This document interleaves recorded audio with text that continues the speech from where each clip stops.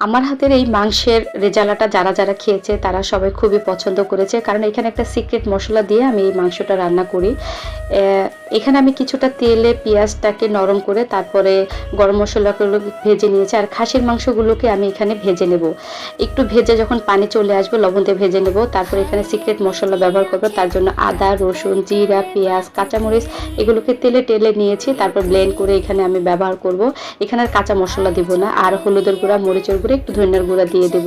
দিয়ে আমি খুব ভালোভাবে কষিয়ে নেব। আর এখানে আলাদা করে আসলে আমি আর পানি ব্যবহার করব না, আপনারা দেখলেই বুঝতে পারবেন। ঢেকে ঢেকে আমি বারবার নেড়েচেড়ে এটা রান্না করব। আর এখানে আমি টক দই হাতে তৈরি করেছি গরুর দুধ দিয়ে, গন্ধরাজ লেবু দিয়ে। আমি কেনা টক দই ব্যবহার করে নিই, আপনারা চাইলে কেনাও দিতে পারেন। তারপর আমি আবার এটাকে খুব ভালোভাবে কষিয়ে রান্না করব। আর আমি 2-1টা আলু দেবো। দেখা যায় বাঙালিরা আলু ছাড়া চলেই না, আলু আপনারা না চাইলে নাও দিতে পারেন।